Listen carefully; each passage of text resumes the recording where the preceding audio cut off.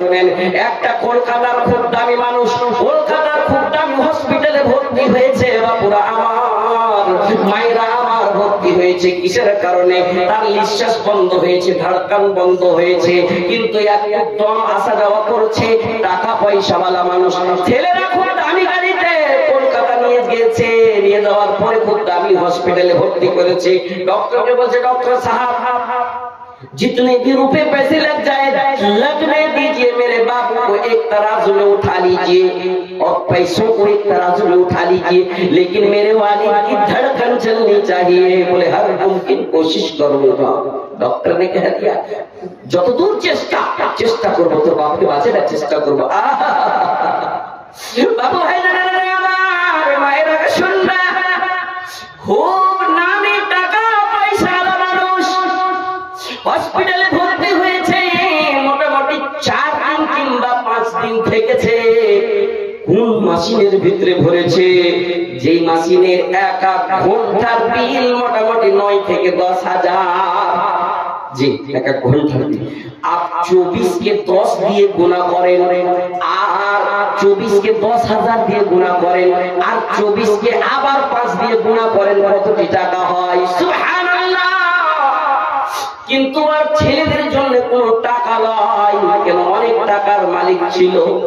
হাজী সাহেব 5 দিনকার পর মেশিন, হাজী সাহেব তো নাই, মালদার মানুষটা মেশিন থেকে বের হচ্ছে, চেম্বারে বসে আছে।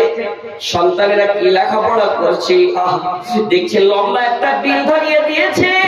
বাবা কুর্সি থেকে উঠেছে, চেয়ার থেকে উঠার পরে বলছে, বাবুরে আমার বড় ছেলে আব্দুল হাকিম, বলো তো দেখি তোমার হাতে ওটা কি? বলে, আব্বু জান এটা একটা বিল। কিসের বিল? মানে আপনি যতদিন হসপিটালে থাকলেন আপনার বিল হয়েছে কয় লক্ষ টাকা হয়েছে? মোটামুটি 24-35 লক্ষ টাকা হয়েছে। যেমন এই 34-35 লক্ষ টাকা দেখলেন, চট করে কপালে হাত দিয়ে সাজদায় পড়ে গেছেন। বলে, আল্লাহ আল্লাহ গোয়া দিন তোমার মসজিদ চিনতাম না, তোমার রাসূল বলেছে, আলেমের মুখ থেকে শুনেছি, আহাবুল বিলাদি ইলাল্লাহি মাসাজিদুহা, আমি শুনেছি পৃথিবীর বুকে সবচাইতে অতি উত্তম জায়গা হলো মসজিদ। আল্লাহ গো আমি মানতাম না, মসজিদ আসতাম না। আল্লাহ গো তুমি কি, তোমার শক্তি কত আছে আমি মানতাম না, জানতাম মানতাম না, মানতাম না। আপনার নবীর হাদিস শুনেছি আলেমের মুখ থেকে, ওয়া আহাবুল বিলাদি ইলাল্লাহি মাসাজিদুহা ওয়া আবগাদুল বিলাদি ইলাল্লাহি আসওয়াকুহা। শুনতে পেয়েছি কি বাজার হলো সবচাইতে জঘন্য জায়গা। আল্লাহ নিজের জীবনটা আমি বাজারে খতম করেছি। বাজারে তো আল্লাহর রাসূলের সাহাবারাও গিয়েছেন, কিন্তু ঈমানের সাথে গিয়েছিলেন। আল্লাহর রাসূলও গিয়েছিলেন, ঈমানের সাথে গিয়েছিলেন। গো আল্লাহ, আল্লাহ গো আল্লাহ, আমি গুনাহগার, আমি গুনাহগার। গো আল্লাহ, আল্লাহ গো আমার বয়স মোটামুটি 30-35 হয়। আমার বয়স এতদিন হয়ে গেল। গো আল্লাহ, আমার বাড়িতে তুমি কোনদিন একটা বিল পাঠাওনি। এরে আব্দুল হাকিমের আব্বা, এরে টাকা পয়সাওয়ালা মানুষ রে, তোর মোটামুটি 12 বছর বয়স হলো রে। 12 বছর বয়স তোকে আমি নিঃশ্বাস দিলাম, ধড়কন দিলাম, তুই 12টা টাকা মসজিদে দে রে, মসজিদে দে।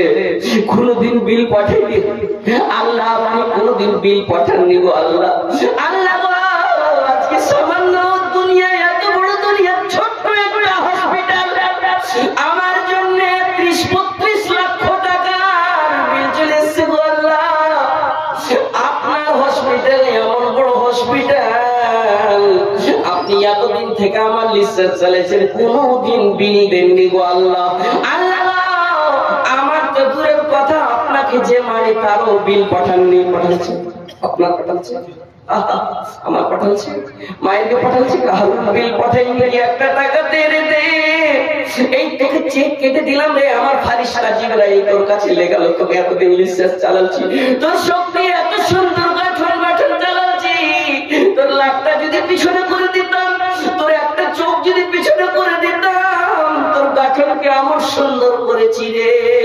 তোর তুই রাত্রে ঘুমিয়ে যাস কিন্তু তোর নিঃশ্বাস চলতে থাকে রে, চলতে থাকে। তোকে মেরে ফেলে দিই না রে, কিন্তু তোর ভিতরে একটুকু শরম হায়া হলো না যে আল্লাহ আমাকে চালায়। হসপিটালে থাকতে থাকতে সেই লোকটা সাজদায় পড়ে গেছে, চোখ দিয়ে পানি ঝরঝর ঝরঝর করে ফেলছে। আল্লাহ আল্লাহ খুব বড় মারাত্মক ভুল করেছি আল্লাহ, আর কোনদিন ভুল করব না, আর কোনদিন গুনাহ করব না রে মাবুদ, গুনাহ করব না। সুবহানাল্লাহ। ভাইজানেরা আমার, এই তো হলো আল্লাহ রাব্বুল আলামিন আমার সাহায্য করে, আপনার সাহায্য করে, পল পল পল পলের সাহায্য করে, লমহা লমহার সাহায্য করে। কিন্তু আমি ভুলে গেলাম সে আল্লাহকে। আল্লাহ ওই নিঃশ্বাস চালাইছো, আলহামদুলিল্লাহ তুমি নিঃশ্বাস কেমন করে ফিট করে রেখেছো গো আল্লাহ, তোমাকে আমরা ভুলতে পারবো না গো আল্লাহ। আল্লাহ গো, আল্লাহ ইশারের নামাজ পড়ছি গো আল্লাহ, আল্লাহ গো ইশারের নামাজ পড়েছি, তোমার রাসূলের তরিকা অনুযায়ী ঘুমাবো, রাসূলের তরিকা অনুযায়ী শুতবো, শুতার পর রাসূল যে কোটি দোয়া বলতে বলেছেন দোয়াগুলো যতদূর পারবো বলবো, রাসূলের তরিকাতে শুতবো। নিনকে বলবো রে নিন, ফালানা টাইমে আসবি রে মুয়াজ্জিন, যেমন আযান দিবা সালাতু খায়রুম মিনান নাওম, নিন্দ রে চট করে পালিয়ে যাস বাবু ভাইজানেরা আমার।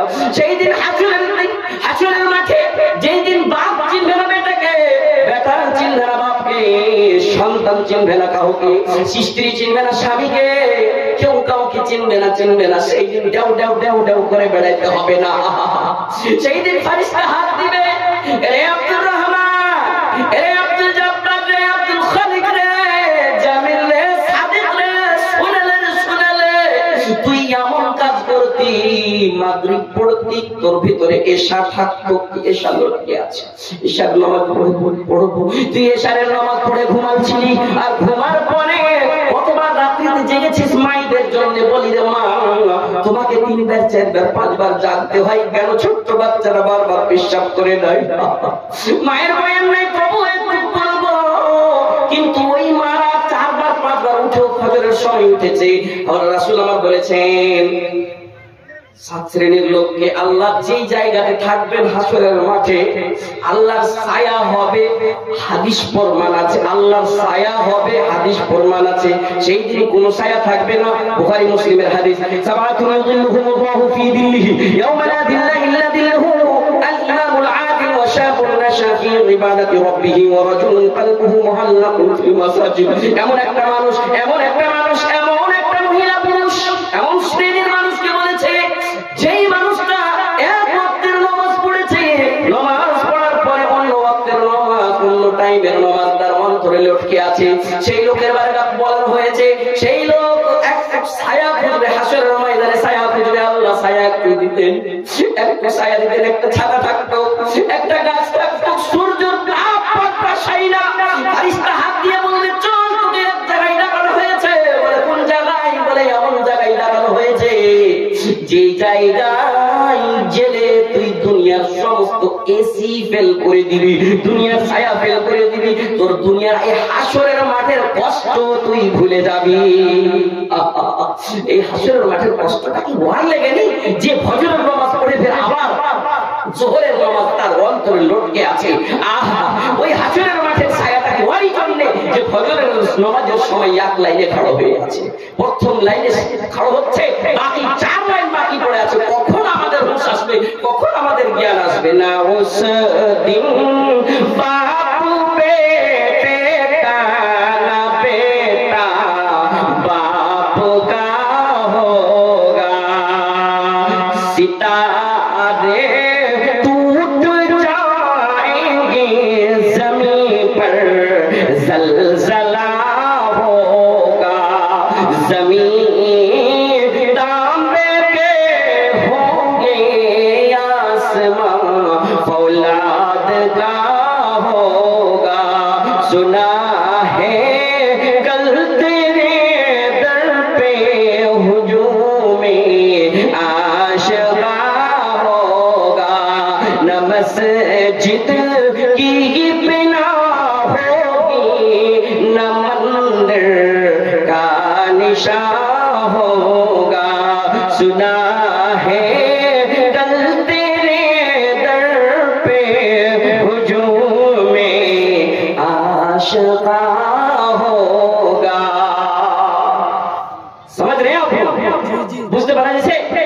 লাগে লিল্লাহি তাকবীর সুবহানাল্লাহ। বাবু ভাইজানেরা আমার, আমাদের ঈমান কেমন?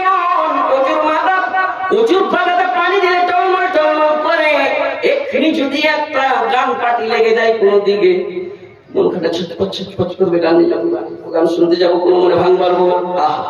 মানুষের পড়ার দিকে চলবো না গিয়ে যায়। আজকে আরামের বিছানায় আছিস ঘুমিয়ে, সাগওয়ান বাড়ির লোক মনে মনে ভেবেছে নাকি কালকে বড় জালসা হবে, কালকে আমার নতুন বিহাই আসবে, তার সঙ্গে ঘুরবো, সারা রাত জায়গা থাকবো, এটা একটু শুইতে আরাম করে এলি। ও হো সাগওয়ান বাড়ির মানুষ রে, ইমানের বাইরে আলোচনা হচ্ছে রে। তোর ইমান জাগাবার জন্য অনেক পরিশ্রম করে আলেমুল মুসওয়াত শোনাই রে, কত কষ্ট করে এসেছে, কেমন করে সেই দিন হাসরের মাঠে তুই হিসাব দিবি রে। কেউ কাহুর হবে না সেই দিন, কেউ চিনবে না, সবাই নাফসি নাফসি নাফসি করবে রে। তুই কি নাফসি নাফসি করবি না রে? মানুষ আমাদের ঈমান কিন্তু টলমল করছে। বাপু ভাইজানেরা আমার, সামান্য দুনিয়ার আগুন বরদাস্ত করতে পারি না, দুনিয়ার আগুন বরদাস্ত করতে পারি না, কেমন করে সেই আগুন বরদাস্ত করব? সেই আগুনের কেন ভয় নাই? সুবহানাল্লাহি ওয়া বিহামদিহি। বড় বড় দার্শনিকরা বলে হযরত আদম আলাইহিস সালাম আর হযরত হাওয়াকে যখন জীবনে নিয়ে এসেছে দুনিয়াতে, একদিকে হাওয়াকে একদিকে আদমকে, মায়েরা শুনবেন, একদিকে হাওয়াকে একদিকে আদমকে, অনেক দিন ধরে তাদের খোরাক নাই, তাদের খাবার নাই, মুখে একটাই কথা। কি কথা? রব্বানা যালামনা আনফুসানা। ভাই যারা আমার, যারা জানেন ওরা মনে মনে বলেন, যারা জানেন না আমার সঙ্গে বলার চেষ্টা করেন। প্রশ্ন হবে কোন দোয়া? এটা হলো হযরত আদমের দোয়া, হযরত হাওয়া আলাইহিস সালামের দোয়া। রব্বানা যালামনা আনফুসানা ওয়া ইন লাম তাগফির লানা ওয়া তারহামনা লানাকুনান্না মিনাল খাসিরিন। আল্লাহ তুমি যেতে মানা করেছিলে গো আল্লাহ, আল্লাহ তুমি নিষেধ করেছিলে কি রাতের ঘোড়া যাস না রে, জান্নাতের যেই ফল খাবি খা, যেটাই নদীর যেটাই নহরের দুধ পান করবি কর, যেটাই জিনিস চাবি চট করে হাজির হয়ে যাবে রে। কিন্তু ওই জায়গা যাস না রে, সাজরায়ে মামনুয়া বলা হয়েছিল, কিন্তু না না চলে গিয়েছিল। আদম কুল্লু বানি আদম খাতাউন ওয়া খায়রু খাতাইনা তাওয়াবুন। রাসূলুল্লাহ তিরমিজি শরীফে বলেছে, তুই তো হলি খাতাকার, চলে গিয়েছিস, যেমনই চলে যাবা, যেমনই চলে যাবা, জান্নাতি লেবাস খুলে উলঙ্গ হয়ে যায়। জান্নাতের ওই গাছগুলোর পাতাগুলো দিয়ে লজ্জাস্থান ঢাকে, ঢাকার পরে বলে যা রে যা, আমি তো ফারিস্তারাকে আগে বলেছিলাম ইন্নী জাইলুন ফিল আরদি খলিফা, আমি জমিনের জন্য খলিফা তৈরি করব রে, যা যা তোরা খলিফা হয়ে যা। একদিকে হাওয়াকে, অন্যদিকে আদমকে, তাদের মুখে শুধু রব্বানা যালামনা আনফুসানা ওয়া ইন লাম তাগফির লানা ওয়া তারহামনা লানাকুনান্না মিনাল খাসিরিন। আল্লাহ ভুল করেছি, জুলুম করেছি, নফসের উপর জুলুম করেছি, তুমি যদি রহম না করো আল্লাহ, এই যে জান্নাত আর এই যে জাহান্নাম, জাহান্নামে কিন্তু জ্বলতে হবে গো আল্লাহ। আমরা ঘটায় পড়ে যাব, আমরা লাভ নিতে পারবো না গো আল্লাহ। লাভ মানে হলো তোমার জান্নাত, খাসারা মানে হলো তোমার জাহান্নাম। জাহান্নাম বরদাস্ত করতে পারবো না, জান্নাতের মজা চেখে নিয়েছি, জাহান্নামের মজা দূর থেকে দেখতে পারবো না গো আল্লাহ। আল্লাহ তুমি ক্ষমা করে দাও, মাফ করে দাও, ক্ষমা করে দাও। বাপু ভাইজানেরা আমার, আল্লাহ রাব্বুল আলামিন ক্ষমা করেছিলেন কিনা? করেছিলেন। হাজিরা হজ করতে যায়, আরফার ময়দানে সাক্ষাৎ করাই, সাক্ষাৎ করা ছিল তারা কে? তাদের একটা সুন্নতি আর তারিকা আল্লাহ রাব্বুল আলামিন হাজিদের পক্ষে ময়দানের নামই রেখে দিয়েছে আল্লাহ রাব্বুল আলামিন, আরাফাত ময়দানে। আরাফাত, আরাফাত মানে সাক্ষাৎ করা না, মুলাকাত করা না। সাক্ষাৎ হলো, মুলাকাত হলো। যেমন সাক্ষাৎ মুলাকাত হওয়া, তেমন আল্লাহকে বলছে আল্লাহ গো, ওরা তো নবী, হযরত আদম তো নবী। আল্লাহকে বলেন আল্লাহ গো, আল্লাহ গো, ওখানে তো যেতে চাইছিলাম পেয়ে নিয়েছিলাম, আল্লাহ এখানে তো পাবো না, এক কাম করেন আল্লাহ, এখানে রান্না করে খেতে হবে। এটা হলো দুনিয়া, দুনিয়াতে রান্না করে খেতে হবে গো আল্লাহ। দুনিয়াতে রান্না করার জন্য আগুনের দরকার গো আল্লাহ। আল্লাহ গো, আমরা কে আগুন দিলেন, আপনি কোদাল দিলেন, খুরপি দিলেন, আল্লাহ গো আপনি গম দিলেন, চাল দিলেন, ছাতু দিলেন, আটা দিলেন, সমস্ত জিনিস দিলেন, সমস্ত জিনিসের বীজ দিলেন, বিচ্ছি দিলেন, সবই দিলেন। আল্লাহ আগুন দাও, এই কথাটা এক জায়গাতে কইতে আছি, খুব বড় মাহফিল ছিল না, একটা ওস্তাজি হাসাইবার লাগান নাকি যে ভাই ওস্তাজি বলছে মৌলভী সাহেব আল্লাহ মুরগি দিয়েছিল না ডিম দিয়েছিল? তাহলে আমি বলছি কি মুরগি ডিম কিছু আগে দিয়েছিল কেন রে বাবু? বলছে কখনো না। আমি বলছি তুমি কখন কইছো মুরগি দিয়েছিল? আমি তখন বলছি আরে বাবু মুরগিটা এলো কোথা থেকে? তো কিছু ডিম থেকে। আমি বলছি ডিম ফের এলো কোথা থেকে? তো কিছু মুরগি থেকে।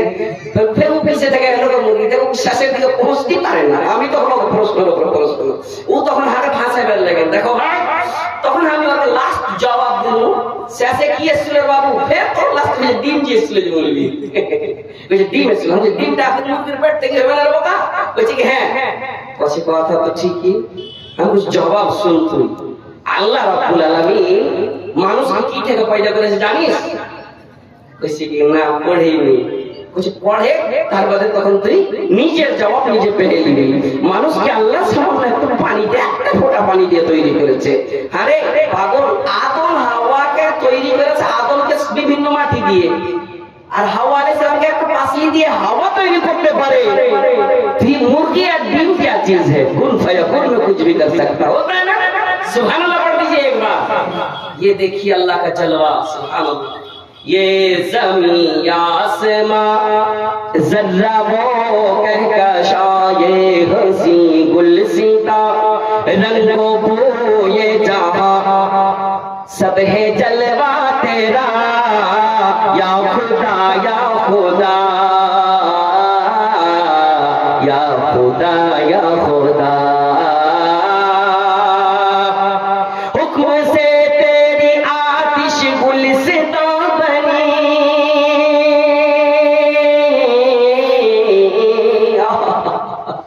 चल रही थी छुरी पर न गर्दन कटी। बुझते पाচ্ছেন কোন রাসূলের কথা? বুঝতে পারছি। হুকম से तेरी आतिश गुलिस्ता बनी, चल रही थी छुरी पर न गर्दन कटी। एड़ियों की रगड़ बुल्लर रगड़, एड़ियों की रगड़ और सभी तरबतर, एड़ियों की रगड़ और सभी तरबतर चश्मा बहने लगा। या खुदा या खुदा या खुदा या खुदा। ये दीन से पैदा नहीं कर सकता। और देखिए अब रहा लेके हाथी का लश्कर चला,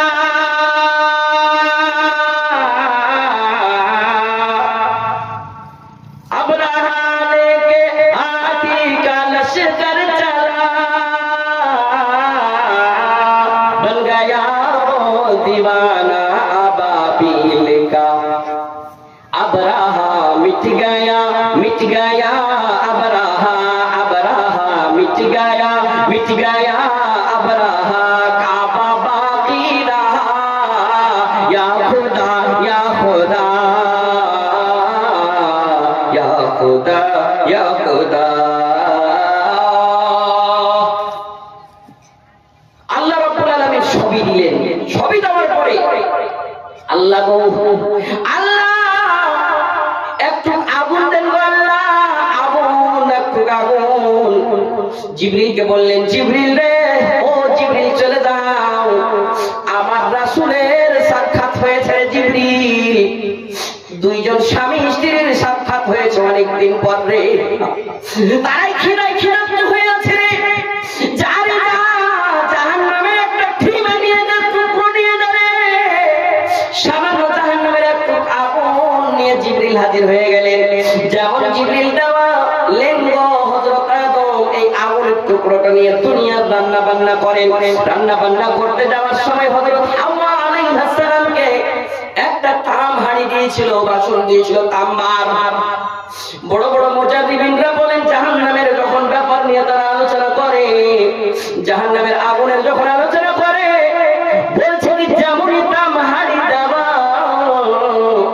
সামান্য আগুনের গরমে, জাহান্নামের আগুনের গরমে তাম হাঁড়ি বলে পানি হয়ে গেল। বলেন সুবহানাল্লাহ। আল্লাহর সামনে পড়ে গেলেন, আল্লাহ কেমন নিলে খেলে দেখান, এতদিন তোমার জিকির করলাম, আর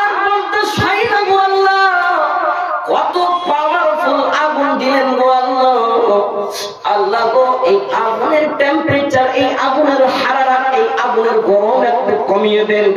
জিবরিলকে বললেন, জিবরিল রে আপনার ঢিমাটাকে নিয়ে যা রে। জিবরিল কোথায় নিয়ে যাব?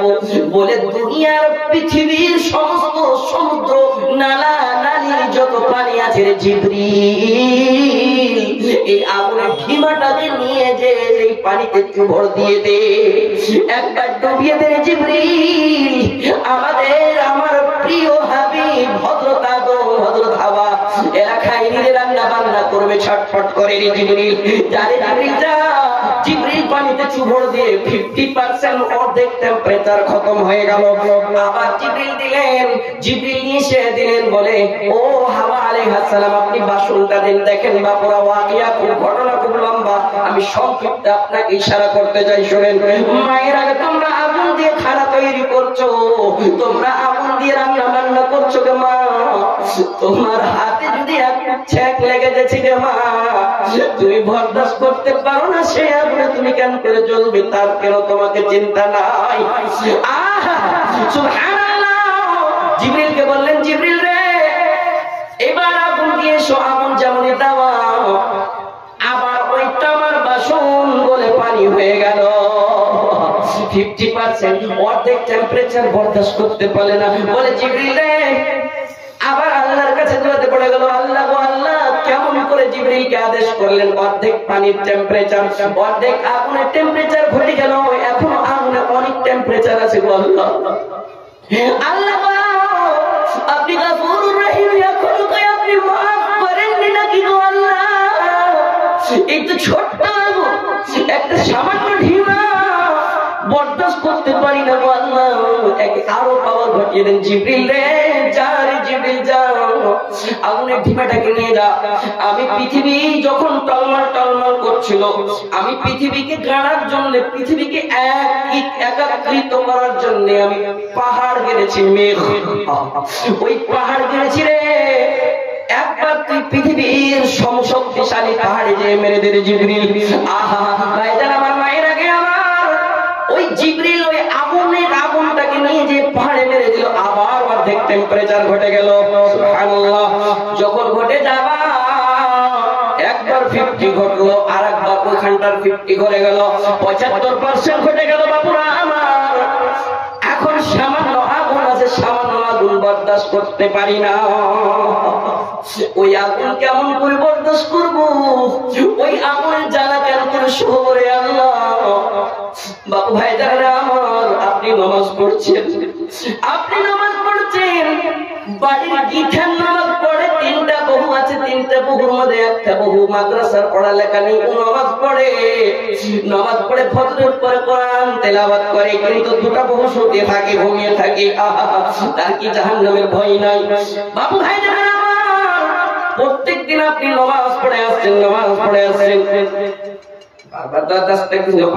লোকমান ওঠ, আব্দুল জব্বার ওঠ, আব্দুল খালেক ওঠ রে, নুরুল রে ওঠ, নামাজ পড়ে আপনি বলছেন নুরুল ওঠে না, নুরুলের ঘুম ভাঙে না, লোকমানের ঘুম ভাঙে না। কেন? লোকমান রাত্রি 12টা 1টাতে মোবাইল দেখেছে। যেটা দোয়া জানেন না, মুখস্থ করবেন।